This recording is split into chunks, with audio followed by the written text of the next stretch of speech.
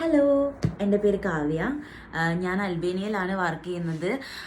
ഞാനിവിടെ അൽബേനിയയിൽ വന്നിട്ട് ഇപ്പോൾ ഒരു കൊല്ലമായി. ഇവിടുത്തെ സിറ്റുവേഷൻസും കാര്യങ്ങളും എന്താണെന്ന് നിങ്ങളോടൊന്ന് ഷെയർ ചെയ്യാൻ വേണ്ടിയിട്ടാണ് ഞാനിപ്പോൾ ഈ വീഡിയോ പോസ്റ്റ് ചെയ്യുന്നത്.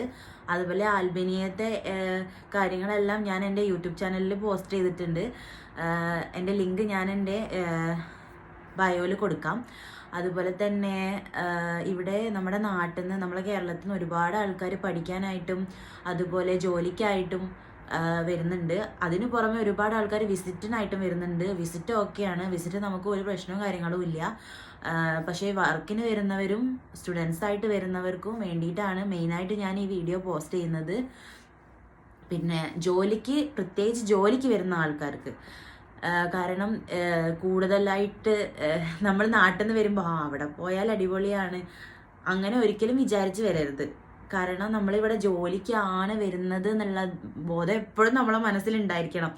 കാരണം ഞാനിവിടെ വന്നത് കഴിഞ്ഞ കൊല്ലം വന്ന് ഞാൻ വിചാരിച്ചു ഇവിടെ അടിപൊളി, നമ്മുടെ ഷെങ്കൻ കൺട്രിയൊക്കെ പോലെ ആയിരിക്കും. അതുപോലെ പാർട്ട് ടൈം ജോബ് ഉണ്ടാവും, നമുക്ക് പാർട്ട് ടൈം ജോബിന് പോവാം. അതുപോലെ 8 മണിക്കൂറായിരിക്കും ഡ്യൂട്ടി ഉണ്ടാവുക. നമ്മളെ ഏജൻസിക്കാർ അങ്ങനെയൊക്കെയാണ് പറഞ്ഞ് നമ്മളെ കൊണ്ടുവരുന്നത്. പക്ഷേ അങ്ങനെയല്ല ഇവിടുത്തെ അവസ്ഥ. ഇവിടുത്തെ അവസ്ഥ എന്ന് പറയുന്നത് ഒരുപാട് കഷ്ടപ്പാടുള്ള ഒരു ജീവിതമാണ്. ഒരു 6 മാസത്തോളം നമുക്ക് ഒരുപാട് കഷ്ടപ്പാട് എന്തായാലും ഉണ്ടാവും. അത് കഴിഞ്ഞ് നമ്മളെ TRC കാർഡൊക്കെ നമ്മുടെ കയ്യിൽ കിട്ടി കഴിഞ്ഞ് നമുക്ക് ജോലി മാറാനുള്ള ഓപ്ഷൻ ഉണ്ട്. പക്ഷേ ഒരിക്കലും നമ്മളെ ഈ ഏജൻസിക്കാരോ അതുപോലെ നമ്മളെ എംപ്ലോയറോ സപ്പോർട്ട് ചെയ്യില്ല. അവർക്ക് അത് ഇഷ്ടപ്പെട്ടില്ല എന്നുണ്ടെങ്കിൽ നമ്മളെ വിസ ക്യാൻസൽ ചെയ്യും. ID കാർഡ് ഉണ്ടെങ്കിൽ കുഴപ്പമില്ല, ID കാർഡ് എടുത്തിട്ടില്ല എന്നുണ്ടെങ്കിൽ നമ്മളെ വിസ ക്യാൻസൽ ചെയ്യും. പിന്നെ നമുക്ക് നാട്ടിലേക്ക് പോകാന്നുള്ള ഒരൊറ്റ ഓപ്ഷനേ ഉള്ളൂ. അതുപോലെ വർക്കിന് വരുന്നവരോട് പ്രത്യേകിച്ച് എനിക്ക് പറയാനുള്ളതെന്ന് വെച്ചാൽ, ഒരിക്കലും നമ്മൾ കൂടുതലായിട്ട് ചിന്തിച്ച് അവിടെ പോയ അടിപൊളിയായിരിക്കും അങ്ങനെ ഒരിക്കലും ചിന്തിച്ച് വരരുത്. നമ്മൾ വർക്കിനാണ് ഇവിടെ വരുന്നത് എന്നുള്ള ബോധം എപ്പോഴും ഉണ്ടായിരിക്കണം.